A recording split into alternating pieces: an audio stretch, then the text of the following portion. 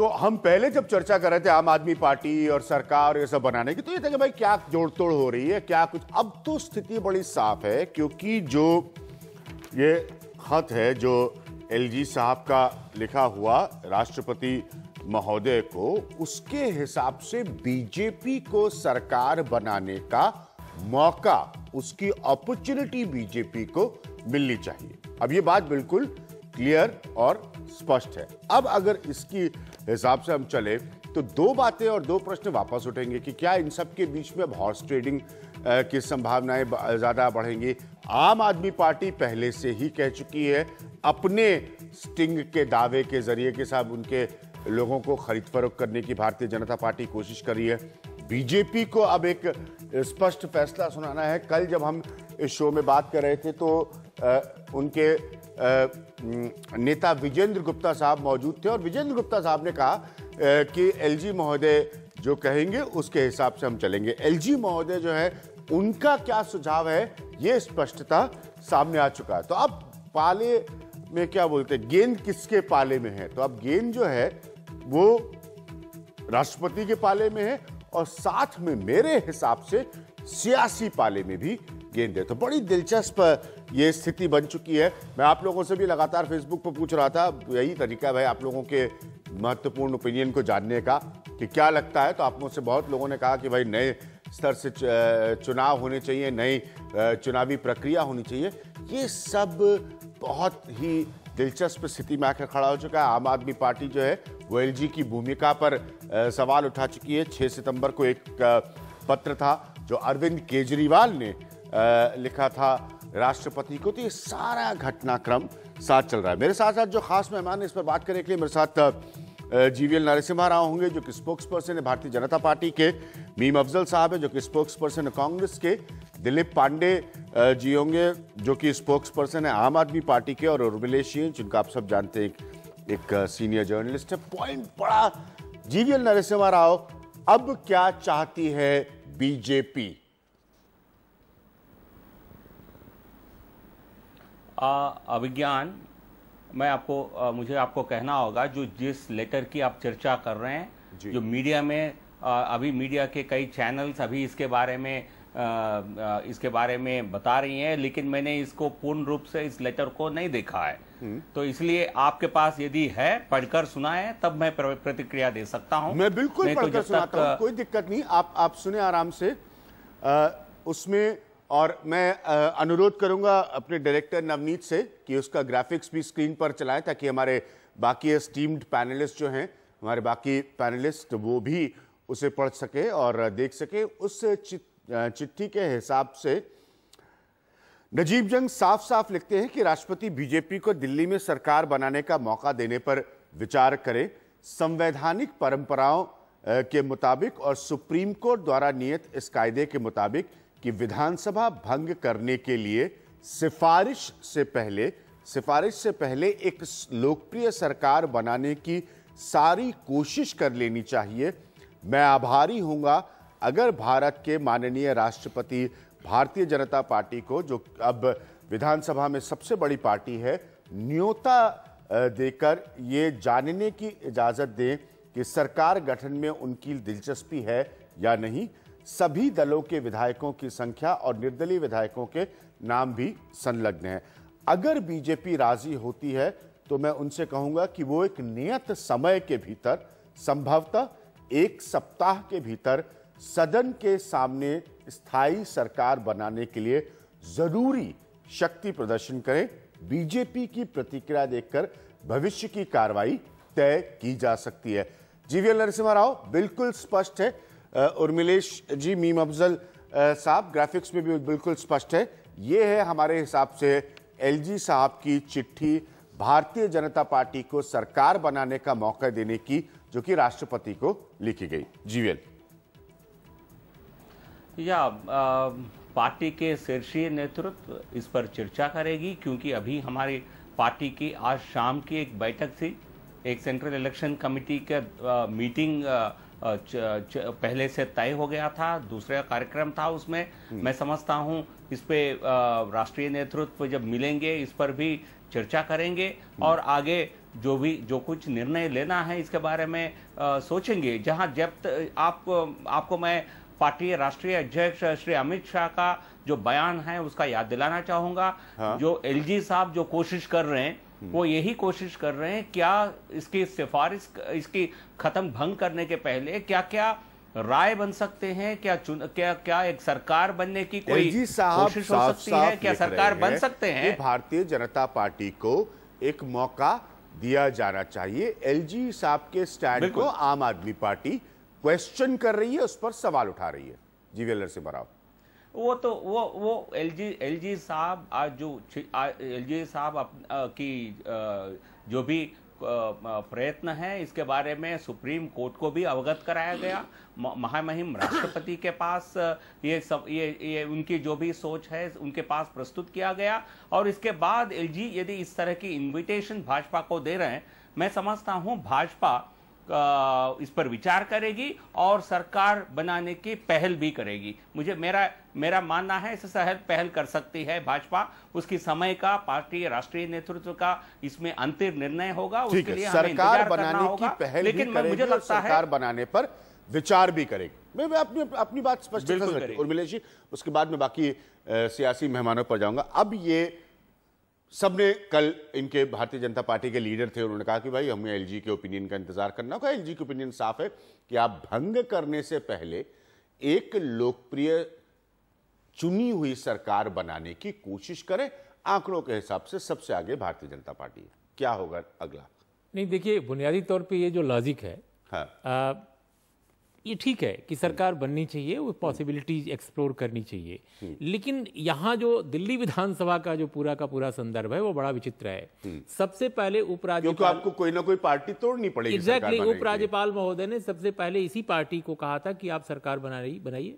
पहले ऑफर किया था। हाँ। उन्होंने कहा कि नहीं, हम नहीं बना सकते क्योंकि हमारे पास बहुमत नहीं है। ये हर्षवर्धन जी जब, हाँ, उनका बयान है, उनका बयान है, लिखित है, लिखित में। तो ऐसे में फिर जब दूसरा ऑप्शन आजमाया गया, तब आम आदमी पार्टी जो कांग्रेस से बहुत बिदक रही थी, आम आदमी पार्टी उस वक्त नहीं, हम तो कांग्रेस के साथ नहीं जाएंगे। लेकिन कांग्रेस के समर्थन से आम आदमी पार्टी ने सरकार बना ली, सरकार से वो चले गए। अब ये हमारे पास रिकॉर्ड में दर्ज है कि बीजेपी जो उस वक्त बहुमत उनके साथ नहीं था, लेकिन सबसे बड़ी पार्टी थी और कम से कम आम आदमी पार्टी से 4-1 विधायक उनके ज्यादा थे, तब वो सरकार बनाने में असमर्थ थी।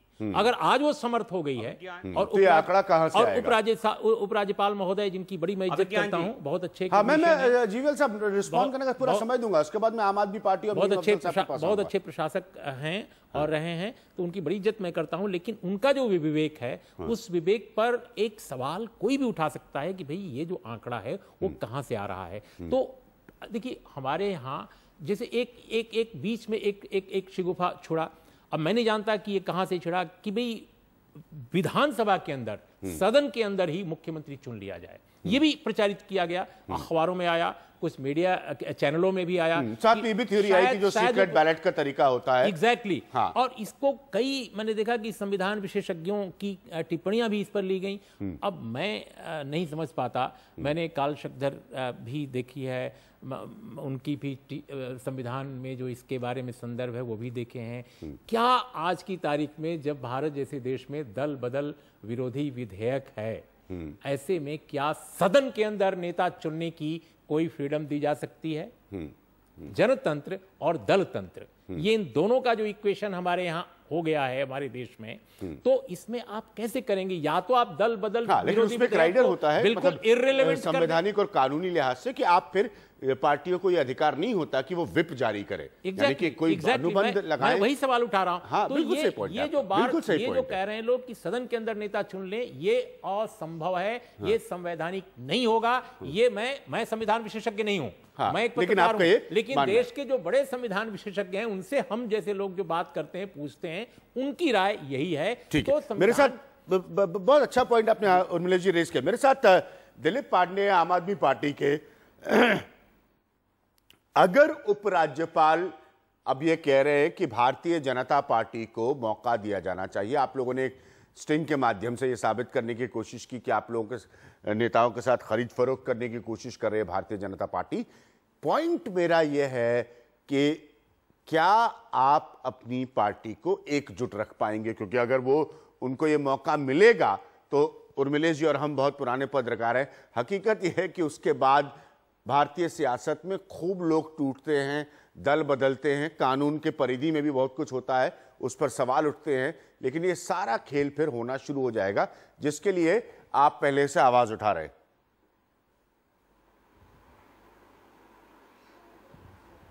अभिज्ञान जी, जो प्रश्न आपने किया वो प्रश्न मेरे हिसाब से छोटा है। हाँ। और जो मूल प्रश्न है वो उससे भी बड़ा है। हाँ। पिछले कई दिनों से हमारी राजनीतिक गलियारों में बहुत गंभीर चर्चा हो रही है दिल्ली में सरकार को बनाने के ऊपर, और इस चर्चा के हर वक्त दो पहलू रहे हैं अब तक। एक नैतिकता का रहा है और दूसरा पहलू जो रहा है वो संवैधानिकता का रहा है। संवैधानिकता पे भी कोई साथी अभी बात कर रहे थे। मैं भी संविधान का विशेषज्ञ नहीं हूं, लेकिन जिन धाराओं का हवाला दिया जा रहा है और उन धाराओं का हवाला देकर जनता को बेवकूफ बनाने की कोशिश की जा रही है, जिसमें जीएन सेक्रेटरी एक्ट नंबर 9 की बात की जा रही है, धारा 175 की बात की जा रही है और धारा 86 की बात की जा रही है। ये तीनों ही धाराएं मैं पढ़ चुका हूं, और संविधान कहीं भी राजभवन को इस बात की अनुमति नहीं देता कि वो सदन के विश्वास या अविश्वास की स्थिति को तय करते हुए किसी भी सदन में कौन सी पार्टी को सरकार बनानी चाहिए या नहीं बनानी चाहिए तय कर सके। ये तीनों की तीनों धाराएं सिर्फ इस बात की अनुमति राज्यपाल को, उपराज्यपाल को देती हैं कि वो सदन की मीटिंग बुला सकते हैं और किसी विधेयक से संबंधित या उसके अन्यथा भी किसी और विषय पे सदन को संबोधित कर सकते हैं। इसके अलावा इन तीनों धाराओं में कहीं भी कुछ भी नहीं लिखा हुआ। ये एक बात है संवैधानिकता से जुड़ी हुई। दूसरी बात है नैतिकता की। मैं यहाँ पे जानना चाहूंगा, बहुत सारे प्रबुद्ध साथी बैठे हुए हैं, आपके माध्यम से भी ये संदेश जनता तक पहुंचना चाहिए कि पहली बार, अभी बार बार कहा जा रहा है कि आपको भी तो इनवाइट किया गया था, आप सिंगल लार्जेस्ट पार्टी थे। मैं याद दिलाना चाहूंगा सभी लोगों का उस वक्त की घटना के पीछे कि उस समय भाजपा को इनवाइट किया गया था। भाजपा संख्या बल न होने की वजह से उसने कदम पीछे खींच लिए थे। जब हमें इनवाइट किया गया था, हमने सरकार बनाने का दावा पेश करने से पहले जितने भी हमारे पास समर्थन मौजूद थे उन समर्थनों का समर्थन पत्र सबमिट किया था। आज किन परिस्थितियों में माननीय उपराज्यपाल महोदय बीजेपी को प्रेसिडेंट से रिकमेंड करने को कह रहे हैं, ये जनता जानना चाहती है। क्योंकि बीजेपी ने अभी तक जो औपचारिक कम्युनिकेशन किया हुआ, जो भी फॉर्मल कम्युनिकेशन किया हुआ है राजभवन के साथ, उसमें उन्होंने 12 दिसंबर को लिखा हुआ लेटर में अभी तक यही लिख के दिया हुआ है कि उनके पास संख्या बल मौजूद नहीं है। जो फॉर्मल कम्युनिकेशन है उसमें वो डिनाई कर रहे हैं कि उनके पास संख्या बल मौजूद नहीं है। तो फिर किस तरह से ये कहा जा रहा है कि मौजूदा परिस्थितियों में चूंकि वो सिंगल लार्जेस्ट पार्टी है इसलिए औपचारिक, नैतिक या संवैधानिक तौर पे उनको बुलाना जायज है? हमारा यह कहना है कि यह सरासर नाजायज है। यह प्रश्न तो बहुत छोटा है कि सदन में जब फ्लोर टेस्ट होगा तब हम अपने विधायकों को अपने साथ रख पाएंगे। कांग्रेस अपने विधायकों को अपने साथ रख पाएगी कि नहीं रख पाएगी, ये सवाल तो दूसरे तीसरे चरण में आता है। उसके पहले के जो मौजूद बड़े बड़े लक्ष्य प्रश्न हैं, हमें लगता है कि भारतीय जनता पार्टी को अपनी स्थिति को उन प्रश्नों के ऊपर साफ करना चाहिए। ठीक है, भारतीय जनता पार्टी, मीम अफजल साहब को मैं मौका नहीं देख पा रहा हूं। अगर जीवीएल नरसिम्हा राव आप रिस्पॉन्ड करें जो बात दिलीप पांडे कह रहे हैं, उसके बाद मैं मीम अफजल साहब के पास आना चाहूंगा। बहुत देर से वो इस बहस को सुन रहे हैं। जो पॉइंट उन्होंने रखे, उनका यह कहना है कि नवंबर के पत्र के हिसाब से आपका, हर्षवर्धन जी का जो लिखित बयान है, आपका संख्या बल नहीं है। अब अगर एलजी ऐसा कह रहे हैं तो आम आदमी पार्टी का यह कहना है कि एलजी गलत कर रहे हैं। जीवीएल अभिज्ञान जी, मैं एक बहुत बड़ा जो फर्क है पिछले साल दिसंबर की और आज की स्थिति में, वो जो आम आदमी पार्टी नहीं समझ पा रही है या नहीं समझना चाहती है, गुमराह करना चाहती है, वो ये बात है। आप सुन लीजिए। पहली बात, जब दिसंबर में चुनाव हुए थे तब हमारे पास संख्या बल नहीं था। हमने उसके एक मुख्य कारण वो था और एक कारण भी था, हम समझते थे क्योंकि जो आम आदमी पार्टी पहली बार एक नया पार्टी के रूप में स्थापित होकर के चुनाव लड़ी, अच्छे संख्या लेके आई, तो हमसे कम संख्या थे, फिर भी हमने सोचा कि ये पार्टी इतनी एक्सपेक्टेशंस लेकर आई है, हम इनको मौका देते हैं, लेट देम प्रूव देमसेल्व्स। हमने ये कारण एक राजनीतिक एक रणनीति के तहत भी हमने सोचा इस पार्टी को मौका मिलेगा तो इसको बनाने दो, हम किसी रेस में नहीं है। और ये सरकार बनाए, अपने स्थिति को पलटते हुए, बार बार यू टर्न लेते हुए इन्होंने कांग्रेस की समर्थन लेकर सरकार बनाए और सरकार से इस्तीफा देकर के बाहर आ गए।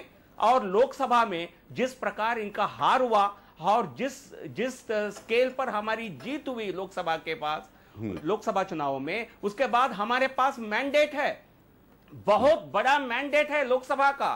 तो दिसंबर और जो मई में इतना बहुत बड़ा फर्क है। जो मैंडेट हमारे पास पूरी तरह दिसंबर में नहीं था, अब हमारे पास है। जो मैंडेट इनके पास था तो जीवीएल नरसिम्हा राव, आप ये बात सही कह रहे हैं, बड़ा अच्छा हुआ कि आपने इस बात को एक्सेप्ट किया। आप एक्सेप्ट कर रहे हैं क्योंकि ये धारणा पहले भी दी गई थी कि बीजेपी तब इसलिए नहीं मनाना चाहती थी कहीं मोदी की छवि ना खराब हो जाए 283 सीट आने से पहले। अब आप तैयार हैं, अब नरेंद्र मोदी एक बड़े बहुमत से प्राइम मिनिस्टर बन चुके, अब आपको कोई दिक्कत नहीं अगर कोई इधर उधर मसला भी हो जाए। मुझे इसको स्पष्ट करना होगा। हाँ, नीम अफजल साहब, पिछली बार एक मिनट, पिछली बार ये सब बड़ी बातें होती हैं। नई पार्टी थी सियासत में, आम आदमी पार्टी। मुझे बड़ा याद है केजरीवाल साहब जो है वो जहां जाते थे कहते थे भाई हमें तो सियासत आते नहीं, हम तो पॉलिटिक्स में आना नहीं चाहते थे, हमारा तो कोई मतलब ही नहीं था सियासत से। आप लोगों ने कहा तो हम सियासत में आ गए। मतलब अंग्रेजी में कहावत है होलियर देन दाओ। तो उसके बाद बड़ा तजुर्बा है मुझे और उर्मिलेश जी को सियासत देखते हुए। पहला काम अरविंद केजरीवाल जो थे, जो भ्रष्टाचार के खिलाफ झंडा हिला रहे थे, तो उन्होंने पहला काम किया, कांग्रेस के साथ अलाइन करके सरकार बना दिया। फिर उसके बाद केजरीवाल साहब ने 49 दिन 49 डेज सरकार चलाई। उसके बाद उनको शायद ऐसा लगने लगा कि अगले 49 डेज में वो देश के प्रधानमंत्री हो जाएंगे। उन्होंने कहा रहने दीजिए। अब मेरा प्रश्न यहाँ पर कांग्रेस से है कि आपके बड़े विरोधी केजरीवाल की आप लोगों ने पिछली बार सरकार बनवा दी थी, ठीक है, फिर केजरीवाल साहब आपसे रिश्ता तोड़ के चले गए, ठीक है। अब क्या करेंगे आप लोग? कांग्रेस अब क्या करेगी? देखिए, हमें कुछ नहीं करना। हाँ, गवर्नर साहब को करना है। आपको अपने एमएलए तो संभाल के रखने होंगे। को करना है। आपके एमएलए टूट गए तो उसके बाद क्या होगा? आप बेफिक्र रहिए, हमारे एमएलए नहीं टूट रहे। अच्छा, आपके एमएलए नहीं? मैं आपको ये अगर किसी के एमएलए नहीं टूट रहे तो सरकार कैसे बनेगी? चैनल से लोगों को बताना चाहता हूँ कि हमारे एमएलए नहीं टूट रहे। मैं कुछ बुनियादी बातें कहना चाहता हूँ, चूंकि पूरी बहस सुनी। एक दो पॉइंट बड़े अहम है। आपने इस खत का जिसका जिक्र किया, जो गवर्नर साहब ने लिखा है, उसमें एक लफ्ज लिखा है लोकप्रिय सरकार। हाँ, लोकप्रिय सरकार की परिभाषा क्या है? हाँ, लोकप्रिय सरकार वो जो दूसरों की पार्टी को तोड़कर बनाई जाए, या इस्तीफा दिलवा करके बनाई जाए, या सीक्रेट बैलेट करवा के बनाई जाए। मैं सीक्रेट बैलेट को नहीं मानता हूं। ठीक है। मेरे नजदीक सीक्रेट बैलेट ये सीक्रेट कॉन्स्पिरेसी है जमहूरियत के खिलाफ। और लोकपाल साहब ने जो चिट्ठी लिखी है, मैं उनके विवेक के बारे में कुछ नहीं कहना चाहता। हमको इसका हक भी नहीं है। हमारे यहाँ एक रिस्पेक्टेबिलिटी मेंटेन होती है कुछ ऑफिसेस के लिए, कोर्ट के लिए। हम उस पर ज्यादा टिप्पणी नहीं करते हैं। ये तो उनका अपना सोचने का दम। लेकिन एक बात इसमें नहीं भूलनी चाहिए, लेफ्टिनेंट गवर्नर बगैर सेंट्रल गवर्नमेंट की एडवाइस के प्रेसिडेंट साहब को चिट्ठी लिख ही नहीं सकते। गोया ये एडवाइस बुनियादी तौर पर सेंट्रल गवर्नमेंट की है, जो लेफ्टिनेंट गवर्नर साहब ने प्रेसिडेंट साहब को लिखी है। और कल जो वाकया हुआ, कल सारे दिन मैं देख रहा था टीवी चैनल्स पर, खुद मैं कई चैनल्स पर मौजूद था। मैं ये देख रहा था कि भारतीय जनता पार्टी के लोगों के चेहरे उतर गए थे। जिस तरह से ये रंगे हाथों पकड़े गए हैं, उससे साफ जाहिर हो गया है कि ये किस किस्म की सरकार बनाएंगे। देखिए, अभी आपने कहा, नरसिम्हा राव साहब ने कहा कि एक साल में बहुत फर्क आया। आपने सही इशारा किया, बहुत फर्क आया। मोदी जी प्रधानमंत्री बनने वाले थे, अब प्रधानमंत्री बन गए हैं। लेकिन एक बात मैं आपको बता दूं, मैं एक फाइनल कमेंट कर रहा हूं, उसके बाद आप चाहे मुझसे बात सवाल करें ना करें। एक बात मैं लिख कर दे सकता हूं, उर्मिलेश जी का भी बड़ा तजर्बा है और आपका भी बहुत तजर्बा है, और मैंने भी 40 साल जर्नलिज्म किया है, पॉलिटिक्स में रहा हूं। मैं ये बता दूं, जो कुछ कमाया है भारतीय जनता पार्टी ने, इतना बड़ा चुनाव जीता है और देश की उनसे आशाएं हैं।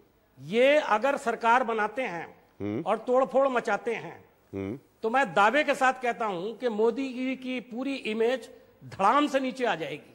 ठीक है। और ये कूड़ा कबाड़ा पार्टी होकर के रह जाएगी। क्योंकि जिस नैतिकता की बात करते इनका मुंह नहीं थकता है, वो नैतिकता कल नंगे होकर के 4 करोड़ रुपए की रिश्वत की शक्ल में सामने आ चुकी है। ठीक है। और मैं पर्सनली ये बात जानता हूं, अभिज्ञान जी, पर्सनली ये बात जानता हूं ठीक है कि इनके बहुत सारे लोग मुख्तलिफ एमएलएस को कांटेक्ट करते रहे हैं और उनको तरह तरह की ऑफर देते रहे हैं। उसको छोड़ दीजिए, इनके एक मेंबर एमएलए हैं, मैं जीवन आपको पूरा समय दूंगा रामवीर रिस्पॉन्ड सिंह करने के लिए। बुदूड़ी, बात सुन लीजिए। हाँ, रामवीर सिंह बुदूड़ी जी, दीजिए आपको और उन्होंने कहा कि 18 एमएलए मेरे कांटेक्ट में हैं, 18 एमएलए उनके कांटेक्ट में हैं। 3 रोज पहले जो दूसरे बिदुड़ी साहब हैं जो अब पार्लियामेंट के मेंबर हैं, उन्होंने मेरे साथ एक चैनल पर बैठ के कहा कि 6 लोग कांग्रेस के और 8 लोग आप पार्टी के हमारे कांटेक्ट में हैं। आपके कांटेक्ट में क्यों हैं भाई साहब? आपको कैसे कांटेक्ट कर रहे हैं वो, या आप उनके कांटेक्ट में क्यों हो? ये कौन सी नैतिकता है? कौन सा पॉलिटिकल गेम है? कौन सी कॉन्स्पिरेसी है? आप किस तरह से उन लोगों से बात कर रहे हैं? आप कैसे दावा कर रहे हैं कि आपके कांटेक्ट में है? ठीक है, तो इसका मतलब यह है कि भारतीय जनता पार्टी वो सारा काम कर रही है जिसका वो नैतिकता के आधार पर मुखालफत करती रही है, हमेशा दूसरों पर इल्जाम लगाती रही है। आज वो खुद वही कर रही है। कल अगर सरकार बन जाए मुझे कोई हैरत नहीं होगी, लेकिन इतना बात बिल्कुल तय है कि वो एक बाइज्जत सरकार नहीं होगी। ठीक है, आपने अपना पॉइंट रखा कि नरेंद्र मोदी की छवि को जोरदार धक्का लगेगा अगर बीजेपी कोई तोड़फोड़ करके सरकार बनाती है।